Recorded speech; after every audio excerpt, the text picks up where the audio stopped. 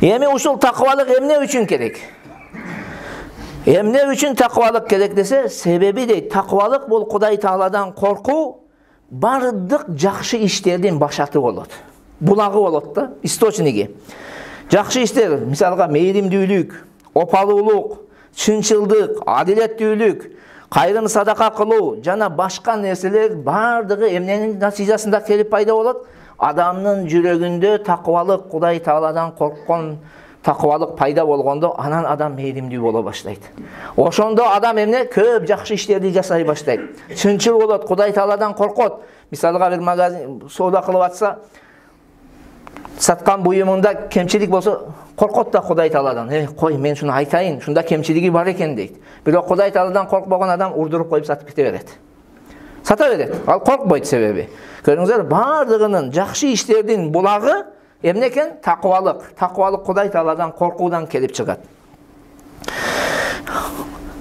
Бул бир экинчи пайдасы. Эмне үчүн такыбалык керек десе, себеби дейт, алымдарыбыз айтат. Такыбалык биз менен бирге биз жаныбызды таслим кылган кезде мүрзөгө чейин чогуу бара турган биз менен сиздерди Аллах Тааланын катуу азабынан, улуу азабынан куткара турган амалдардан болуп эсептелет. Мына ошон үчүн Али радыйаллаху анхудан бир сөз келет. Али радыйаллаху анху эмне кылат? Мүрзөгө барат. Мүрзөгө барган кезде мүрзөдөгүлөргө кайрылып мынтип айтат: "Я ахлал кубур, ва мал хабару индакум?" О мүрзөдө жаткандар, силерде кандай жаңылыктар бар дейт. Кандай жаңылыктар бар дейт. "Иннал хабара индана анна амвалакум кад куссимат." Биздеги кабар мындай дейт да. Бизде тирүүлөрдө мындай кабар бар. Силердин байлыгыңар уже башкаларга тарап бөлүнүп кетти дейт. Мураска калып кетти. Балаңа, кызыңа, башкасына кетти дейт.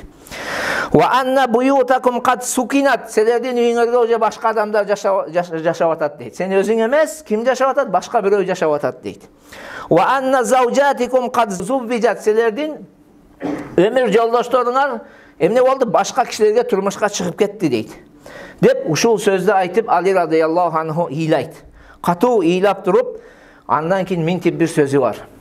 "Валлахи лау истатоу ай южибу лакалу анна хайра зади тaqwa." Аллага ант дейт.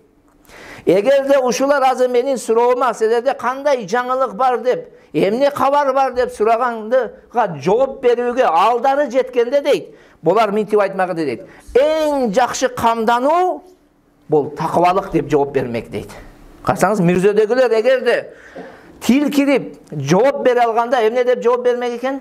Эң жакшы камдануу бул биз чогултуп койгон байлык эмес, биздин артыбыздан калтырган толтура балдар кыздарыбыз эмес. Биз о мансап болуп, президент болуп, премьер болуп, же муфти болуп, же башкасы болуп эмес. Эмне декен?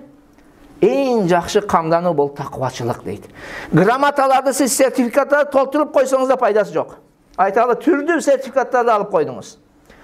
Каалагандай сертификатыңыз бар, бирок ал бактылуулук эмес агайындар. Бактылуулук бул Кудай Тааладан коркуу дейт. Эгерде мүрзөдөгүлөр тили болгондо жооп бере алганда, ушинтип жооп бермегиле дейт. Али разыяллаху анху.